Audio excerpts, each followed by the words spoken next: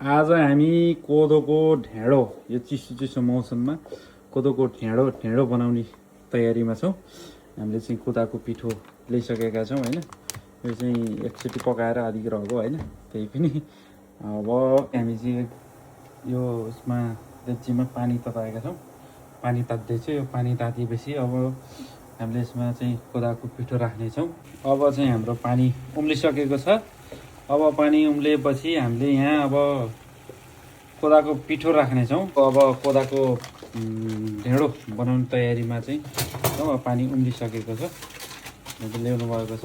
हाम्रो यो कोदाको ढेँडो बनाउनुलाई चाहिँ हाम्रो चाहिँ इन्द्रबहादुर रिज्यू नमस्कार है। उहाँको चाहिँ यहाँ उहाँले चाहिँ ढेँडो मास्टर भएको छु अहिले। ढेँडो मास्टर हाल्नुहुन्छ कि अब पानी तातिसकेको छ। ल यहाँ अब यसरी कोदाको पिठो तातो पानीमा यसरी खाइन्छ। यसलाई डल्लो पर्न दिनु हुँदैन। यसलाई चाहिँ जतिसक्दो तपाईँले चाहिँ होडल्न पर्ने हुनेछ। यसरी गर्नुपर्छ। हाम्रो चाहिँ ढेँडो मास्टर हुनुहुन्छ, एकदम ब्रदर हुनुहुन्छ। उहाँ चाहिँ सुदूरपश्चिमका हुनुहुन्छ। उहाँलाई चाहिँ सुदूरपश्चिमको स्टाइलमा ढेँडो बनाउने यो रेसिपी तयार गर्दै हुनुहुन्छ है उहाँले चाहिँ। उहाँ हाम्रो चाहिँ ढेँडो चाहिँ यस्तो चाहिँ भएको छ। यसो ढेँडोको लागि हाम्रो चाहिँ यतातिर कुखुराको लोकल कुखुराको झोल पनि तयारी अवस्थामा छ। उहाँले चाहिँ यता चाहिँ यसरी पलेटी मार्दै काँच्दै यस्तो तयारी हुँदैछ है त। हाम्रो चाहिँ ढेँडोमा चाहिँ मस्का मार्दै हुनुहुन्छ बहादुर ब्रदरले। यो चाहिँ उतातिर चाहिँ कुखुराले चाहिँ कक गर्दै चाहिँ हेरिरहेको छ। यी हाम्रो चाहिँ तयार हुँदैछ है, तयार हुँदैछ।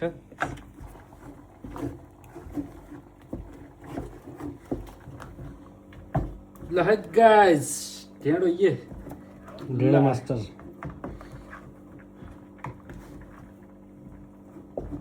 यस्तो होइन, यस्तै मस्का मार्नुहोस् होइन। अब गाइस ढेँडो खाने को हुनुहुन्छ यसो सम्पर्क गरिहालौँ है। हाम्रो यहाँ ढेँडो मास्टर हुनुहुन्छ। हाम्रो चाहिँ थालमा चाहिँ आएको छ यी होइन।